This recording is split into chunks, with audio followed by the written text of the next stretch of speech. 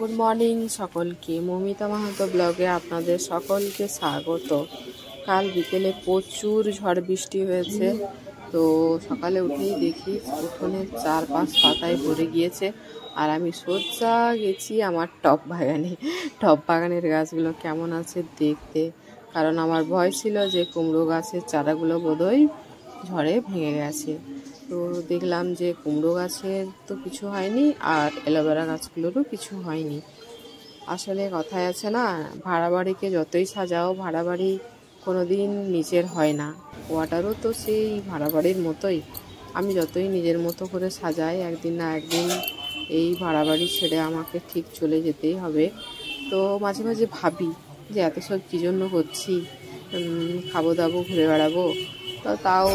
তারপরে ভাবি যে না, বর্তমানেও তো বাঁচতে হবে, ভবিষ্যতে কি হবে না হবে সেই চিন্তা করে বর্তমানে বাঁচা ছাড়লে তো হবে না। তো এই কোয়ার্টারের মধ্যে কি করে ভালো থাকা যায় সেই প্রচেষ্টাই আমি সবসময় করি। তার জন্যই আমার এই টব বাগানটা। আমার টব বাগানে সব রকম গাছই আছে, সেই গাছের সঙ্গে পরিচয় আমি পরে করাবো। আজ সকাল সকাল উঠেই আমার প্রথম কাজ থাকে রান্নাঘর পরিষ্কার করা। তো রান্নাঘর তো পরিষ্কার হয়ে গেছে, আর আমি সকাল ভাত বসিয়ে দিয়েছি। ভাতের মধ্যে করলা আলু সেদ্ধ করতে দিয়ে দিয়েছি, আর এক পাশে ডাল বসিয়ে দিয়েছি।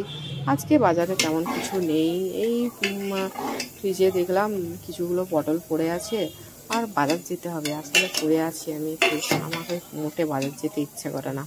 ঠিক আছে, বাজারে গেলেই এখানে প্রচুর ভ্যারাইটির মাছ পাওয়া যায়। মানে তুমি কি মাছ খাবে, গঙ্গার সব মাছগুলোই এই নবদ্বীপ মার্কেটে আসে। ধারপাশে গঙ্গায় যত ধরা হয়, তো গঙ্গার মাছ মানে জ্যান্ত মাছ এখানে খুব পাওয়া যায়। আর সব কী বল, দেশি মাছ যেটাকে বলে, দেশি মাছ খেতে এখানের লোক খুব ভালোবাসে।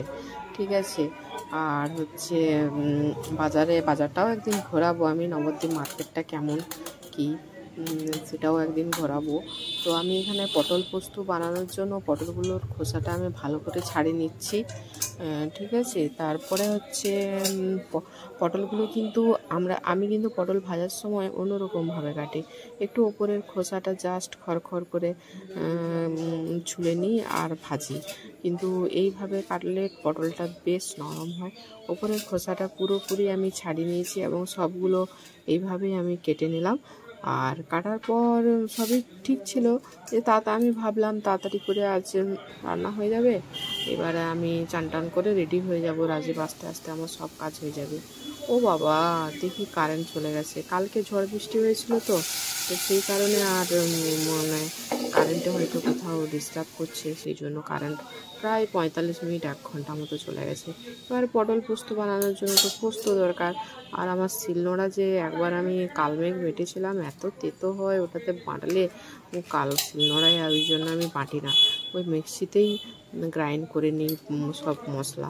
তো সেই জন্য আমি এখানে ওই ঝড়ে একটা বেল পড়েছিল, সেই জন্য বেলটা আমি একটু শরবত বানালাম, যে রাজীবকে দেবো, সেই জন্য শরবতটা বানিয়ে নিচ্ছি। বেলের শরবত আমার খুবই ভালো লাগে। আমরা অনেক বেল খেলাম এবারে। আমাদের একটা কোয়ার্টারের পাশে একটা গাছ আছে, তো গাছের যখন থেকেই বেল পাকতে শুরু করে তখনই মানে আমাদের কোয়ার্টারে এসে পড়ে। তো মানে একজনের চালায় পড়ে, আর সেই বেলগুলো আমাদের কোয়ার্টারে আসে। তো মালিক তো আর আমাদের কোয়ার্টারে এসে নিয়ে যাবে না, তো সেই জন্য সব বেলগুলোই আমি খাই।